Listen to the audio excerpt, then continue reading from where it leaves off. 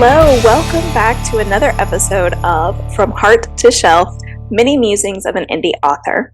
So this month has been all about the heart behind reader experiences. And this is our second episode in this series.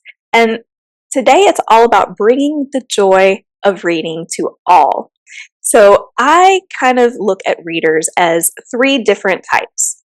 And the first type of these is a type very close to my heart.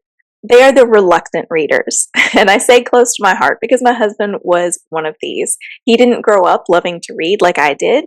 And it was later in life when he came to the point where he really loved reading. And honestly, I think in part it has to do a little bit with me. He saw me reading all the time. And I started sharing books with him. We've read books together. And sometimes we read our own books side by side. And so we get to share this love of reading now. I've had other friends who have been the same way. They didn't grow up as readers, or maybe they did, but they haven't read in a long, long time, and they just aren't into reading. But watching these readers find the books that are going to just capture their hearts and turn them into readers is such a joy. And I often have these types of readers who join in some of my reader experiences. Either the reading challenges that I do, and occasionally with the book club. So in fact, for a while, my husband was part of our book club, but he isn't anymore, but he was in the beginning, and he enjoyed having those conversations about what he was reading, what other people were reading, and all of that. So that is the first type of reader in my mind. Second type are the returning readers. And I'm going to be honest, I feel like I was really like this to some extent. So I'm thinking specifically of young moms, like moms of young kids, or people who have recently graduated from college. These are people who maybe they did read a lot in their younger years, but busyness, school, especially for those who go to college and they are forced to read so many things, it's just too much that they don't want to read anymore, right? And so these are people who are returning readers. They're coming back to that love of reading that maybe has been missing for a while. And there are other reasons too that people can fall into this category. And like I said, I really relate to returning readers because that was me. So soon after, I guess it was right after I had my second child, was when I really started reading again. And I missed reading. I really did.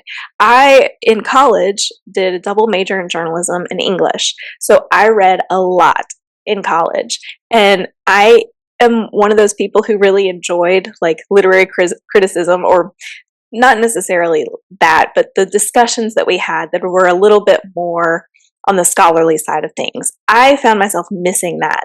So the first book club that I started was an in-person one, and it was other young moms of young kids who we were all kind of missing that. And so we came back together over this joy of reading and sharing these different books, and maybe not necessarily having super scholarly discussions on them, but a little bit deeper. At that time we lived in North Carolina, and our library system had this really cool thing where they had book club kits where if you could come in and get however many copies of the book that you need, and those books would have discussion guides with them, other things like that.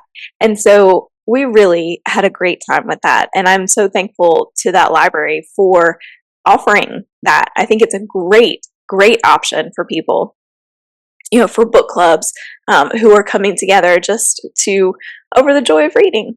So that's returning readers. And then the third type of reader are the ravenous readers. And we all, as authors, love our ravenous readers. So this is where, I just love thinking about ways to grow and improve the reader experiences that I offer.